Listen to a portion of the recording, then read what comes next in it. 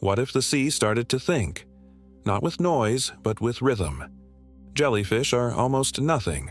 No bones, no voice, no heart. Just nerves, water, and light. Yet they already rule the tides, drifting through currents like thoughts across the planet's mind. Now, imagine they were as intelligent as we are. No longer just creatures of instinct, but architects of the ocean itself. Their body stays soft, but their mind becomes sharp.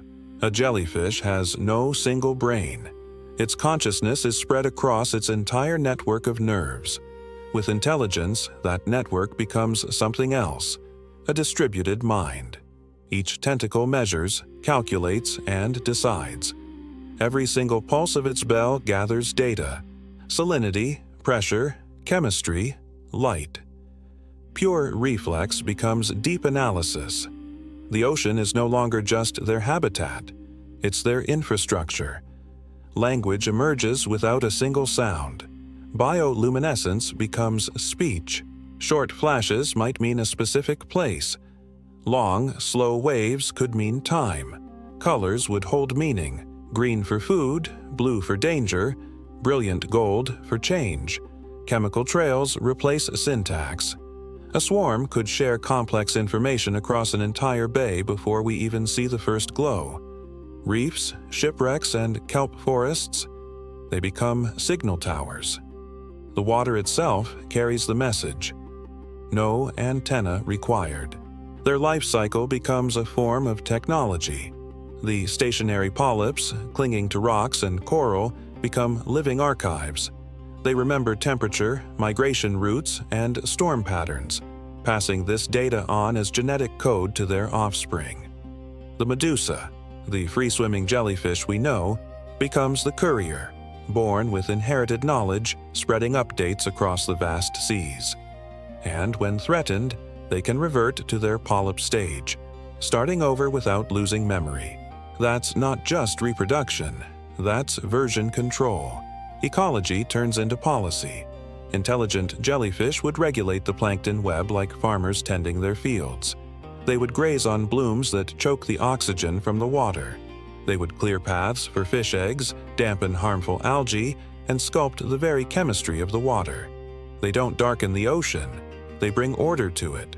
Carbon sinks deeper, currents flow cleaner, and reefs begin to recover. The sea starts to heal itself through their quiet governance. We'd call it a miracle. They would simply call it maintenance.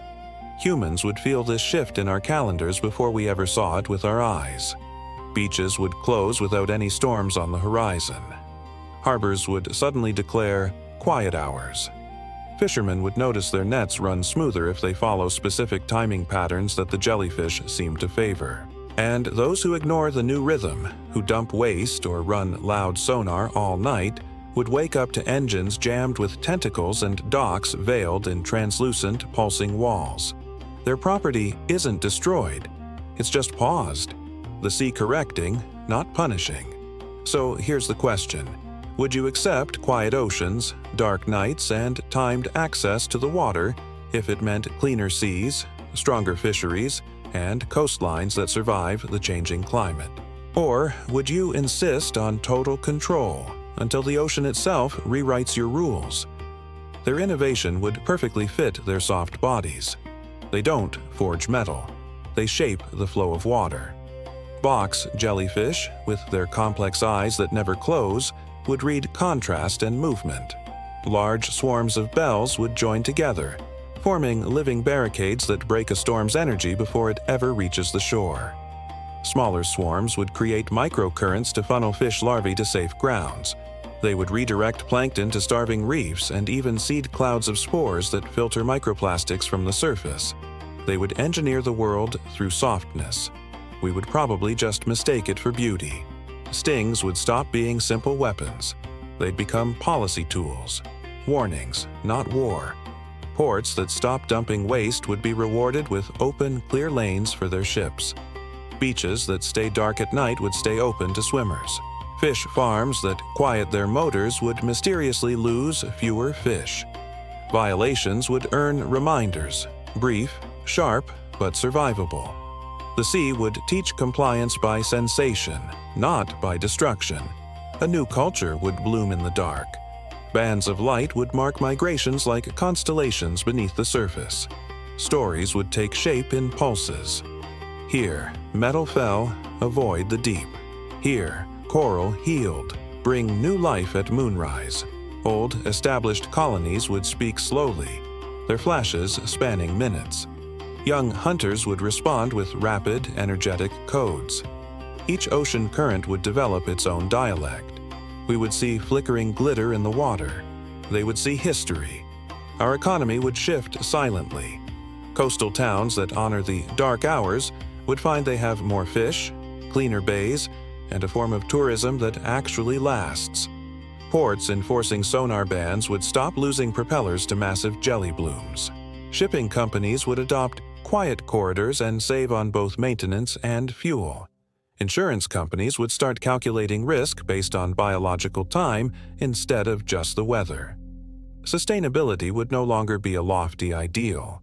It would be simple obedience to the schedules the jellyfish dictate. Science would follow its curiosity into a partnership. Researchers would place light arrays along reefs, learning that the jellyfish change their depth hours before heat waves or deadly low oxygen events. Their signals would predict catastrophes days in advance. Medical labs would turn venom into cures and gelatin into biological filters that capture microplastics. What began as a myth would become a proven method. We would finally understand that communication isn't impossible. It's already happening. We just weren't listening. But not every story stays peaceful. Some nations would inevitably push back, demanding bright harbors, loud festivals, and oil rigs blazing through the midnight hours. At dawn, their intakes would clog, undersea cables would foul, swimmers would vanish behind a single shimmering sheet of blue light. Not death, quarantine. 3 nights later, silence would return, and so would access. The message is simple: respect the rhythm, or lose your place in it.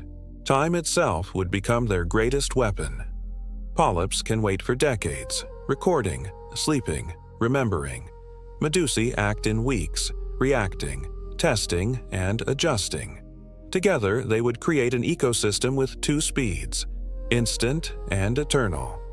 A global nervous system that moves in waves and remembers in stone. We build systems that age and fail.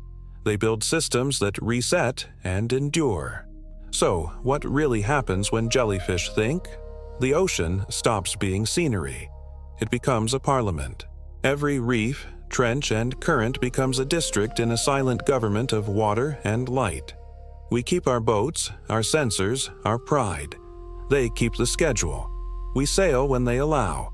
We fish when the light says yes. We call it sustainability. They would call it civilization. The end wouldn't look like conquest.